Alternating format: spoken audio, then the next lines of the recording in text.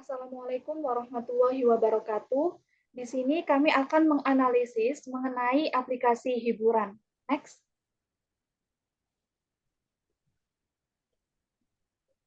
Kami dari kelompok 14 yang beranggotakan, yang pertama Susi Lestari dengan NIM 2020-055, kemudian Dini Septiana Dewi dengan NIM 2020-057, lalu saya Natasha Dwi Pramita dengan NIM 2020-074, dan Nabela Gracia Agatha dengan NIM 2020-076. Kami akan menganalisis tentang aplikasi streaming video dan juga streaming musik. Untuk streaming video, kami akan menganalisis YouTube dan juga Netflix. YouTube merupakan platform berbagi video yang memungkinkan pengguna untuk mengunggah, melihat, dan berbagi video, termasuk film dan klip musik serta konten amatir. Next.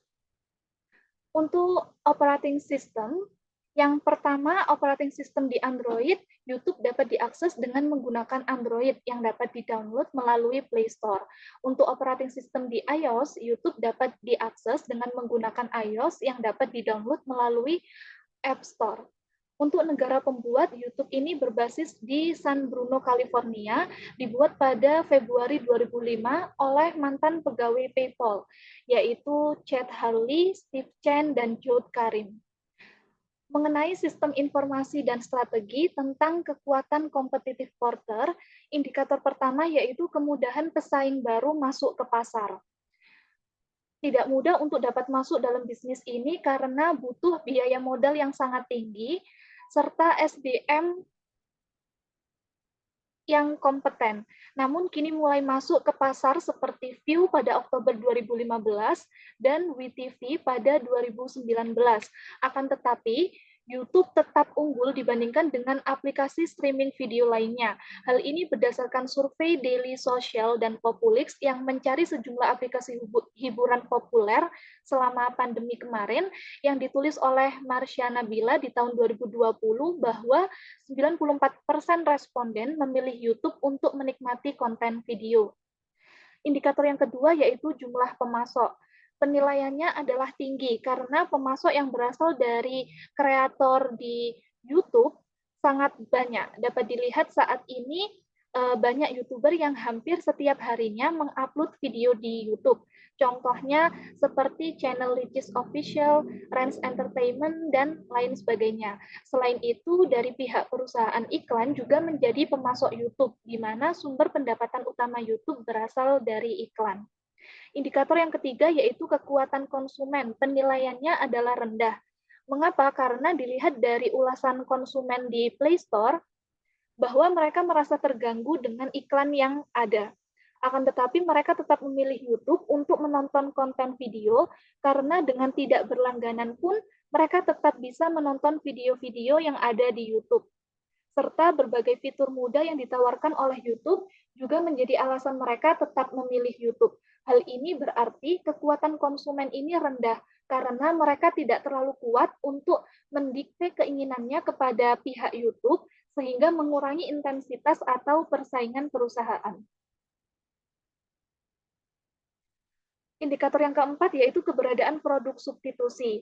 Penilaiannya adalah tinggi karena produk substitusi ini sangat banyak. Misalnya yaitu video yang lebih berkualitas yang diupload di aplikasi streaming video lainnya. Hal ini tentunya akan meningkatkan persaingan bagi pihak YouTube karena produk penggantinya sangat banyak. Selanjutnya mengenai sistem informasi dan strategi tentang strategi kompetitif. Untuk indikator yang pertama, menggunakan strategi low cost. Penilaiannya adalah, ya, YouTube ini merupakan bagian dari Google, sehingga penyimpanannya sama-sama menggunakan Google Data Center berbasis cloud. Adanya pusat data center ini akan memangkas jeda proses akses data yang lebih rendah dalam menggunakan layanan Google Cloud. Indikator yang kedua yaitu menggunakan strategi diferensiasi produk. Diferensiasi produk yang dilakukan oleh YouTube yaitu pertama, dengan menggunakan sistem informasi untuk mengubah pengalaman konsumen dalam menggunakan produk. Contohnya di dalam fitur produk YouTube yaitu ada rekomendasi video yang dapat membantu pengguna untuk menemukan video yang ia sukai. YouTube menggunakan survei acak untuk bertanya terkait pengalaman pengguna dengan rekomendasi video yang telah direkomendasikan tersebut. Yang kedua, menggunakan sistem informasi untuk menyesuaikan dan personalisasi produk sesuai dengan keinginan konsumen secara individual. Contohnya, di dalam fitur produk penelusuran YouTube, membantu pengguna untuk menemukan apa yang ia cari dengan cara memasukkan query penelusuran. Indikator yang ketiga yaitu fokus pada ceruk pasar atau niche market. Menggunakan sistem informasi untuk menargetkan fokus pada pasar yang spesifik dengan cara menampilkan iklan yang relevan berdasarkan aktivitas pengguna. Misalnya, si A suka memasak karena ia menonton highlight resep makanan terbaru di YouTube, atau ia telah melakukan penelusuran terkait resep makanan khas Bandung di penelusuran. Maka YouTube akan menampilkan iklan tentang resep masakan berdasarkan kunjungan si A ke video-video tersebut. Indikator yang keempat yaitu memperkuat keakraban dengan pelanggan dan pemasok. YouTube memperkuat hubungan dengan pemasok dengan cara tidak membatasi kreator untuk mengupload videonya karena telah menggunakan penyimpanan berbasis cloud, sehingga kreator dapat mengupload video tanpa ada batasan.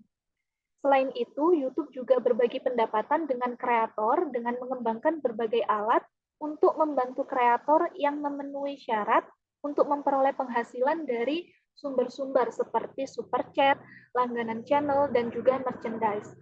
Untuk memperkuat hubungan dengan konsumen, YouTube melacak next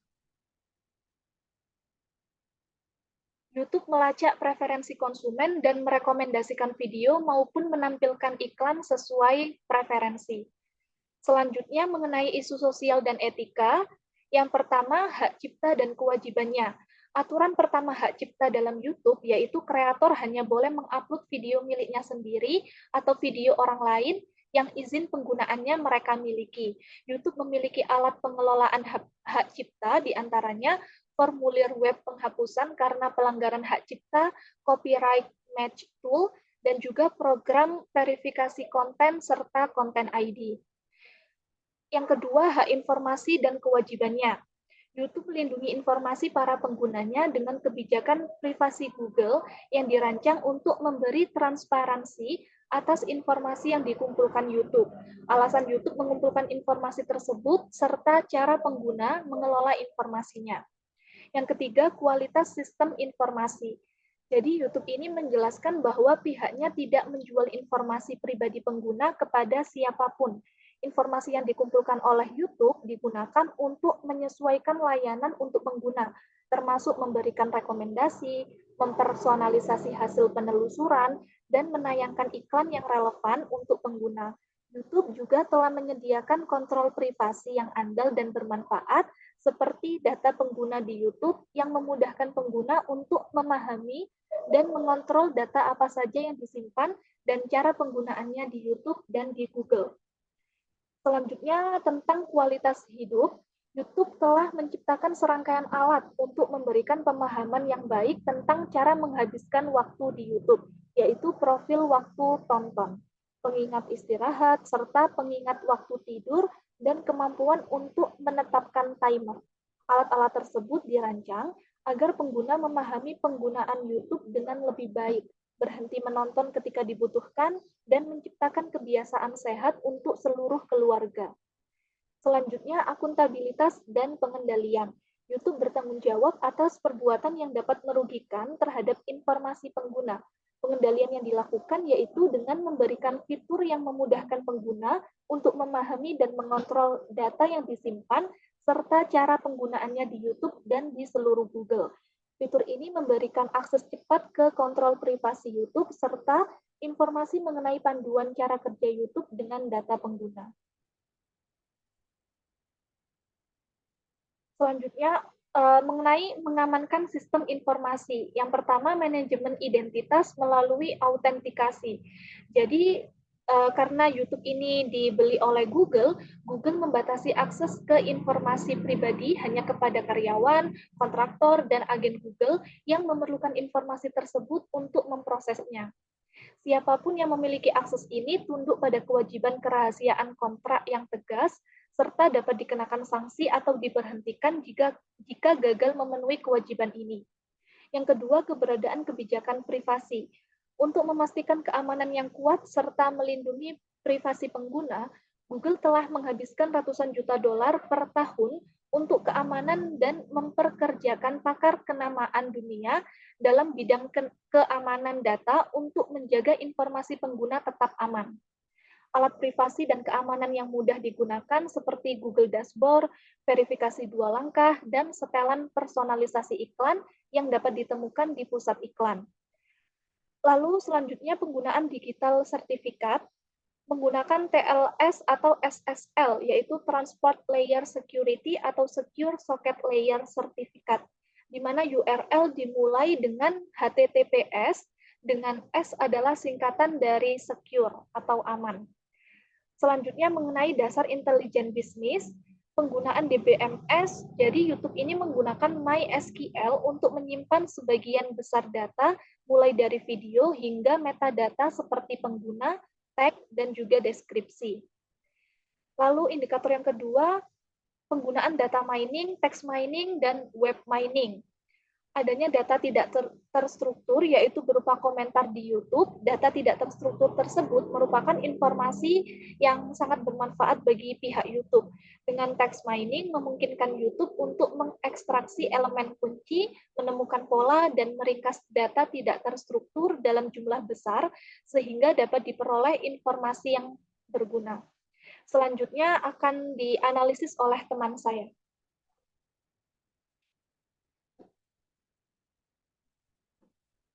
Baik, di sini saya akan menjelaskan tentang aplikasi Netflix. Saya dengan Susi Lestari dengan NIM 2020055. Netflix adalah salah satu penyedia layanan pengaliran atau streaming media digital berkantor pusat di Los Gatos, California, yang didirikan pada tahun 2008 oleh Reed Hastings dan Mark Dunlop di Scott Valley, California. Bisnis utama dari perusahaan ini adalah layanan pengaliran atau streaming berlangganan yang menawarkan film dan program televisi, termasuk beberapa program yang dibuat oleh Netflix sendiri. Next.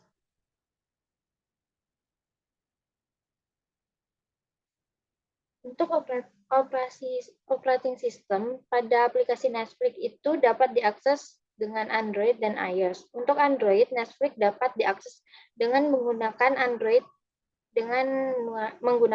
yang dapat didownload melalui Play Store, dan untuk iOS dapat didownload melalui App Store. Untuk negara pembuatnya yaitu mengutip dari berita Nika, perusahaan Netflix didirikan oleh Mark Dunlop dan Reed Hastings di California, Amerika Serikat. Untuk sistem informasi dan strategi kekuatan kompetitif Porter, yang pertama yaitu kemudahan pesaing baru masuk ke pasar. Tidak mudah, karena Netflix dengan strategi generiknya memiliki kompetitif advance atau Porter Smart dan memiliki strategi pertumbuhan yang intens. Untuk yang kedua yaitu jumlah pemasok tinggi. Pada tahun 2013, Netflix memasuki industri produksi konten dengan debut seri pertama mereka, Lilyhammer. Netflix telah memperluas produksi film dan serial televisi sejak saat itu secara besar-besaran dengan menawarkan konten Netflix original. Untuk indikator yang ketiga yaitu kekuatan konsumen sangat tinggi karena Netflix memberikan banyak ragam pilihan film dan serial yang bisa ditonton mulai dari film dan drama lokal sampai luar negeri. Bahkan bagi yang suka menonton drama Korea, platform ini cukup banyak pilihan drama Korea dengan berbagai genre yang tayang di Netflix. Untuk indikator yang keempat yaitu keberadaan produk substitusi atau produk pengganti sangat tinggi. Selain menyediakan live streaming, Netflix juga menyediakan fitur-fitur lain yang belum banyak diketahui oleh penggunanya, diantaranya yaitu mengkustomisasi subtitle, Netflix Roulette, mengunduh film untuk ditonton, deskripsi audio, dan memberikan password pada akun Netflix kepada pelanggan. Next. Untuk sistem informasi dan strategi kompetitif, yang pertama yaitu menggunakan strategi low cost, yaitu penilaiannya, ya, Netflix memberikan penghematan biaya yang luar biasa dan sebagai imbalannya, provider menyediakan persentase dari pendapatan berlangganan studio Netflix untuk jangka waktu tertentu. Indikator yang kedua yaitu menggunakan strategi diferensiasi produk. Netflix membuat diferensiasi produk yang membedakan antara Netflix dan layanan streaming lainnya, yaitu dengan memberikan produk yang unik dan atraktif. Untuk indikator yang ketiga yaitu fokus pada ceruk pasar. Netflix memanfaatkan berbagai bentuk pemasaran digital secara ekstensif. Selain itu, Netflix juga menggunakan iklan online seperti iklan media sosial, situs web, dan blog, mesin pencari, dan aplikasi seluler untuk mempromosikan layanan dan konten streaming. Untuk indikator yang keempat yaitu memperkuat keakraban dengan pelanggan dan pemasok. Netflix memperkuat keakraban dengan pelanggan yaitu dengan misalnya mempertahankan kehadiran media sosial menggunakan Facebook, Twitter, YouTube untuk tetap berhubungan dengan pengguna media sosial lainnya. Selanjutnya yaitu isu sosial dan etika. Indikator pertama yaitu hak cipta dan kewajibannya. Ada hak cipta pada layanan Netflix, termasuk semua konten yang disediakan layanan Netflix dilindungi oleh hak cipta, rahasia dagang, atau hukum dan perjanjian kekayaan intelektual lainnya. Indikator kedua yaitu hak informasi dan kewajibannya. Hak untuk mengakses informasi pribadi, sebagian besar informasi yang disimpan oleh Netflix tentang pelanggan hanya bisa diakses oleh pelanggan saja. Indikator ketiga yaitu kualitas sistem informasi. Data yang dikumpulkan oleh Netflix sangat besar yang mencakup data eksplisit seperti preferensi like dan rating untuk sebuah film dan bahkan data implisit seperti data lokasi di mana pengguna menonton konten tertentu. Waktu mereka menontonnya, apa saja perangkat yang mereka gunakan, pilihan konten mereka, dan lain-lainnya. Next. Semua data ini dapat digunakan untuk algoritma machine learning yang pada akhirnya meningkatkan keuntungan. Indikator yang keempat yaitu kualitas hidup. Live streaming dan fitur yang disediakan oleh Netflix dapat menghibur para pelanggan di sela waktu seperti di hari weekend untuk menonton film bersama keluarga. Indikator yang kelima yaitu akuntabilitas dan pengendalian. Netflix bertanggung jawab atas bahaya-bahaya yang terjadi dari informasi individu serta hak-hak pribadi. Pertanggungjawaban secara hukum berdasarkan kewajiban hukum di negara-negara penggunanya, terlebih kewajiban hukum di California, Amerika Serikat. Selanjutnya yaitu mengamankan sistem informasi. Indikator pertama yaitu manajemen identitas melalui autentika. Saat mendaftar, Netflix menggunakan nomor telepon dan email.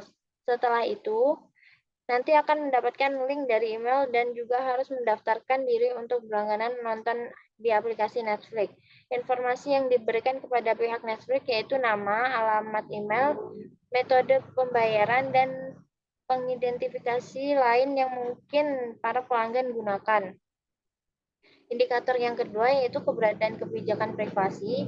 Kebijakan privasi pada Netflix terdapat pada profil pada fitur Netflix dan pada opsi pengaturan yang berada pada profil. Indikator yang ketiga yaitu penggunaan digital certificate tidak ada pada aplikasi Netflix ini. Selanjutnya yaitu data intelijen bisnis. Indikator pertama adalah penggunaan DBMS. Netflix menggunakan DynamoDB dan Cassandra untuk database terdistribusinya untuk menyimpan informasi. Indikator kedua yaitu penggunaan data mining, text mining, dan web mining, yaitu Netflix menggunakan data mining pada pembuatan rekomendasi film. Netflix bisa membentuk rekomendasi film sinkron. Salah satu cara buat menciptakan sistem rekomendasi dari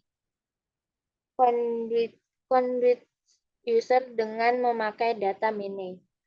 Selanjutnya akan dijelaskan oleh teman saya.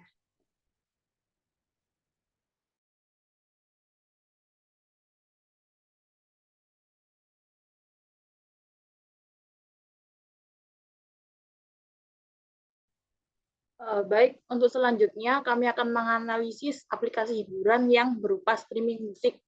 Di sini kami menganalisis dua aplikasi, yaitu Joox dan Spotify. Joox Musik sendiri adalah aplikasi hiburan untuk streaming musik atau lagu. Pada aplikasi ini, pengguna dapat mendengarkan lebih dari 2 juta lagu dan daftar putar pilihan lokal dan internasional secara gratis, mengunduhnya untuk didengar secara luring, serta fitur lain yang tersedia di versi VIP. Next. Untuk analisis pertama yang kami analisa yaitu operating system Android atau iOS. Pada Joox ini bisa digunakan untuk di Android dan iOS. Untuk yang di Android, aplikasi Joox ini dapat diakses menggunakan Android dan dapat di-download secara gratis di Google Play Store. Untuk yang iOS sama, bisa di-download gratis di App Store. Untuk negara pembuat, aplikasi Joox Musik dikembangkan oleh Tencent Holding Limited yang merupakan perusahaan asal Cina. Di Indonesia sendiri, Joox Musik secara resmi diluncurkan di Indonesia pada bulan Oktober 2015. Untuk analisa yang ketiga, berupa sistem informasi dan strategi untuk kekuatan kompetitif Porter.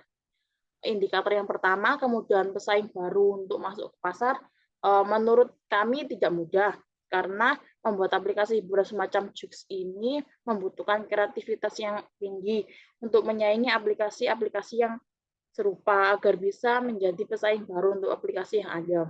Indikator yang kedua, jumlah pemasok. Pada aplikasi Joox ini, awalnya diluncurkan di Indonesia dengan menggandeng beberapa label rekaman, termasuk label lokal seperti Universal Music, Warner Music, Musika Studio, dan Trinity Optima Production. Bukan hanya label lokal saja, label internasional pun juga seperti Warner Music. Untuk saat ini, Joox Musik semakin banyak menggandeng label musik, jadi semakin tinggi juga power Joox Musik.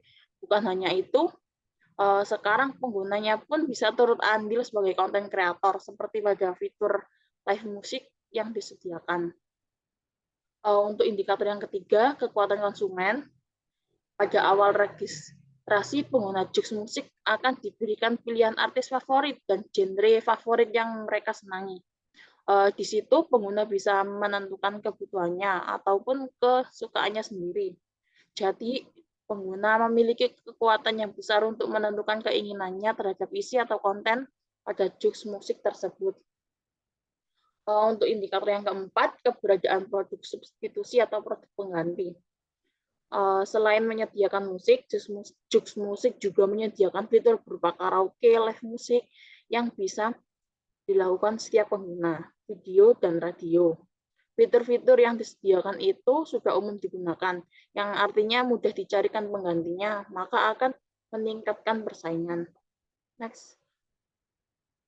Untuk analisa yang selanjutnya merupakan tentang sistem informasi dan strategi, yang khususnya pada strategi kompetitif.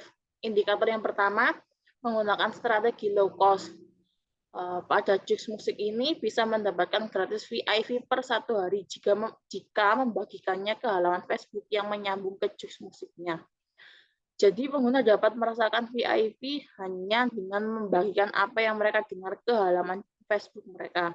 Lalu ada paket keluarga juga yang namanya Family Plan untuk akses Joox Musik VIP yang bisa digunakan hingga 3 orang. Untuk indikator yang kedua, menggunakan strategi diferensiasi produk. Joox Musik memiliki fitur Theme Gallery yang dimana diganti sesuai dengan keinginan pengguna dan mempunyai fitur Social Circle dan timer yang bisa digunakan untuk memberitahu teman si pengguna. Pengguna Joox Musik lagi mendengarkan apa dan bisa juga mendapat inspirasi musik yang apa yang akan didengar. Jadi Joox Musik ini bisa menyesuaikan dan personalisasi sesuai dengan keinginan pengguna. Untuk indikator yang ketiga, fokus pada ceruk pasar. Pada awal registrasi tadi kan ada pilihan untuk artis dan genre yang pengguna suka ya. itu bisa membuat target pasar yang lebih terarah atau spesifik sesuai dengan apa yang disukai penggunanya. Untuk indikator yang keempat, memperkuat keakraban dengan pelanggan dan pemasoknya. Jux Musik ini mempunyai fitur live musik untuk memfasilitasi keakraban pelanggan dan pemasok. Pelanggan bisa secara langsung berkomunikasi dengan pemasok, misalnya request lagu ataupun memuji pemasok tersebut. Untuk analisa yang berikutnya tentang isu sosial dan etika. Indikator yang pertama yaitu hak cipta dan kewajibannya. Menurut jurnal yang saya baca, yang judulnya Perlindungan Hak Cipta atas Streaming Lagu pada Jux oleh Retno Purbawati, PT MNC Tencent sebagai perusahaan yang menaungi Jux Musik di Indonesia dan juga sebagai penanaman modal dalam negeri memiliki kewajiban mematuhi peraturan perundang-undangan di Indonesia yang tercantum pada 15 Undang-Undang Penanaman Modal. Penegak hukum pada penyedia pelayanan streaming Jux Musik dapat diajukan oleh pencipta atau pemegang hak cipta atau pemasok apabila ia merasa dirugikan dan dapat ditempuh dengan alternatif penyelesaian sengketa, arbitrase, dan litigasi. Untuk indikator yang selanjutnya, hak informasi dan kewajiban. Untuk informasi-informasi tentang pengguna, Jux Musik akan meminta izin kepada si pengguna apabila Jux Musik akan mengakses informasi si pengguna. Misalnya, meminta akses daftar kontak, mengatur akun melalui medsos lainnya, atau daftar kontak perangkat si pengguna jika menggunakan fitur sosial Jux Musik. Next.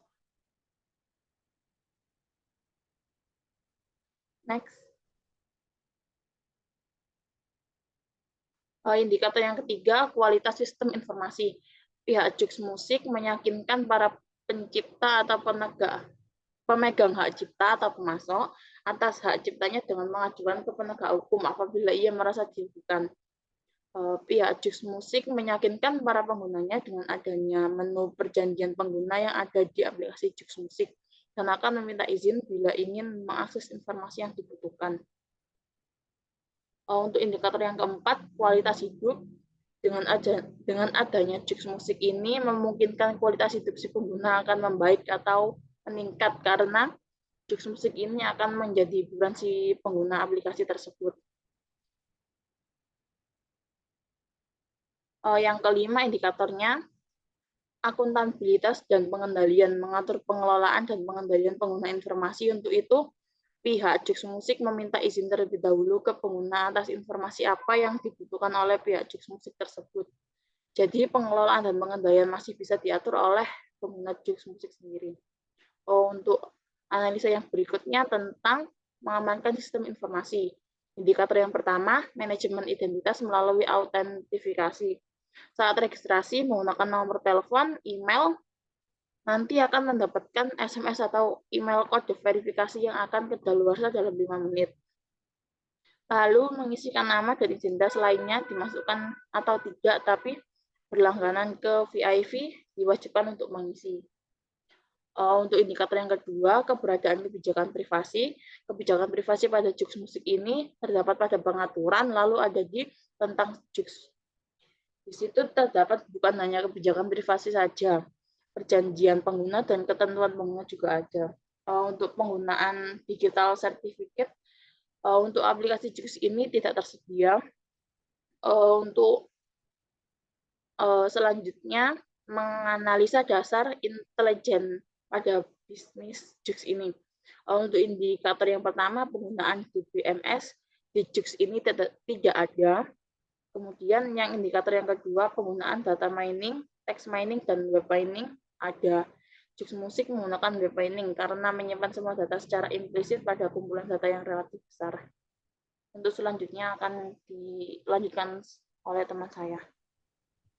Baik, selanjutnya adalah Spotify. Spotify adalah aplikasi hiburan yang memberikan layanan musik digital, podcast, dan video yang memberimu akses ke jutaan lagu dan konten lain dari kreator ke seluruh dunia. Fungsi dasar seperti memutar musik tidak berbayar, tetapi terdapat layanan Spotify Premium yang bebas iklan. Lalu pada analisis operating system, Itu bisa digunakan pada Android dan iOS. Pada Android bisa di-download pada Play Store, lalu untuk iOS pada App Store. Untuk negara pembuat, Spotify berbasis di Stockholm, Swedia, didirikan pada 23 April 2006 oleh Daniel dan Martin Lorentzon. Lalu untuk analisis sistem informasi dan strategi, kekuatan kompetitif Porter. Indikator pertama yaitu kemudahan pesaing baru masuk ke pasar. Tentunya tidak mudah. Spotify pada awal peluncuran ini telah menggandeng sejumlah besar label besar musik, tetapi di awal peluncurannya mengalami kerugian sebesar 4,4 juta dolar. Tetapi popularitas Spotify terus meningkat dari tahun ke tahun. Lalu untuk indikator kedua yaitu jumlah pemasok sangat tinggi, lebih dari 70 juta lagu dari label rekaman dan perusahaan media. Lalu kekuatan konsumen juga tinggi. Konsumen dapat memilih paket premium berbayar yang ditawarkan dengan fitur mendengarkan secara offline dan mendengarkan bebas iklan atau akun gratis beserta iklan dan kontrol terbatas. Lalu keberadaan produk substitusi atau produk pengganti tinggi. Fitur radio menampilkan playlist sesuai genre tertentu. Ada fitur radio, terus ada menu Your Music yang menampilkan daftar lagu, musisi, dan playlist favorit pengguna. Lalu ada fitur lirik untuk menampilkan lirik. Lalu untuk sistem informasi dan strategi kompetitif. Indikator pertama yaitu menggunakan strategi low cost, iya. Pemasaran influencer untuk meningkatkan visibilitas merek mereka dan menghasilkan konten viral, dan kolaborasi merek yang mana bekerja sama dengan lebih dari 50 merek, termasuk media sosial, perusahaan teknologi, kedai kopi, dan bahkan toko perhiasan seperti Tiffany & Co. Sehingga tidak semua strateginya membutuhkan banyak investasi. Lalu indikator selanjutnya menggunakan strategi diferensiasi produk. Ya, Spotify memiliki fitur yang tidak dimiliki oleh layanan streaming musik yang lain, yaitu fitur running yang mampu mendeteksi tempo dan kecepatan berlari. Setelah kecepatan terdeteksi, maka Spotify akan secara otomatis menyesuaikan lagu yang diputarkan sesuai dengan tempo kita berlari.